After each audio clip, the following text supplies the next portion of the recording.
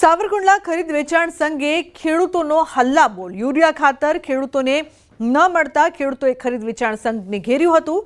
70 ગામના ખેડૂતો અને પ્રતિનિધિઓ ખરીદ વેચાણ સંઘે પહોંચીને હલ્લાબોલ કર્યું।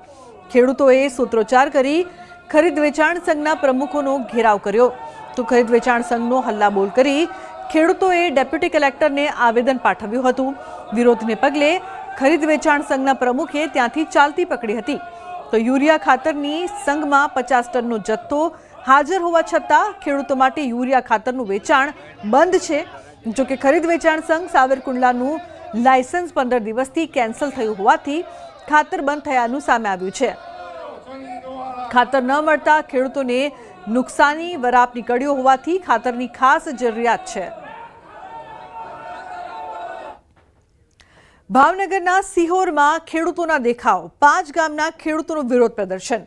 તાલુકા પંચાયત કચેરીનો ઘેરાવ કર્યો। તલાટીને 5 ગામનો ચાર્જ સોંપાતા વિરોધ। તલાટીની ગેરહાજરીથી ખેડૂતોના કામ અટવાયા તો કાયમી તલાટી માટે ખેડૂતોનું આંદોલન જોવા મળી રહ્યું છે। તો હલ્લાબોલ કરવામાં આવ્યો છે। જે પ્રકારથી 3 અલગ અલગ દ્રશ્યો આપ જોઈ રહ્યા છો।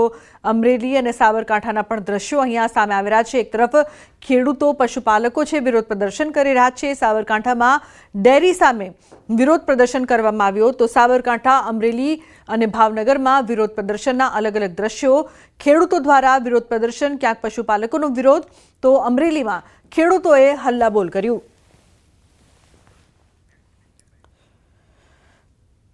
પંચમહાલ જિલ્લામાં વરસાદે વિરામ નહીં લેતા ખેડૂતો ચિંતિત બન્યા છે। ગત વર્ષની સરખામણીમાં આ વર્ષે 20,000 હેક્ટરમાં વાવેતર ઓછું થયું છે।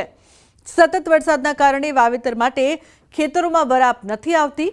ઉલ્લેખનીય છે કે જિલ્લાના પૂર્વ વિસ્તારમાં ખેડૂતો સિંચાઈ સુવિધાના અભાવે માત્ર ચોમાસાની ખેતી પર જ નિર્ભર રહે છે। હજી સુધી કેટલાક ખેડૂતો મકાઈ અને તુવેરના પાકનું વાવેતર કરી શક્યા નથી તો બીજી તરફ ખેતરોમાં ઘાસ ઉગી નીકળ્યું છે। આ સંજોગોમાં હવે ખેડૂતોને માત્ર ક્યારડાની ડાંગરના વાવેતરની જ આશા છે। વરાપ ન આવતા મકાઈનું વાવેતર મોડું કરવું પડે તેવી સ્થિતિ છે। અગાઉ કરાયેલા વાવેતરનો ખર્ચ પણ ખેડૂતોને માથે પડ્યો છે। હાલ ખેડૂતો વરાપ નીકળે તેવી આશા સેવી રહ્યા છે। પંચમહાલની અંદર સતત 15 જૂનથી વરસાદ ચાલે છે। આજે 14 જુલાઈ થઈ, 1 મહિનાથી વાવેતર થયેલ નથી। ખેડૂતોને અત્યારે માથે રોવાનો વારો આવ્યો છે। વરસાદ સારો પડ્યો છે, વહેલો પણ આવ્યો છે, પણ વરસાદ ચાલુ રહ્યો છે એમાં અમે મુશ્કેલમાં ભરાઈ ગયા। ત્યાં હવે વરાપ નથી મળતો, નથી ટ્રેક્ટરો ચાલતા, નથી હળ ચાલતું। હવે એની અંદર અમે મકાઈ હોઈએ તો પેલા ભૂંડનો ત્રાસ લાગે છે। વરસાદ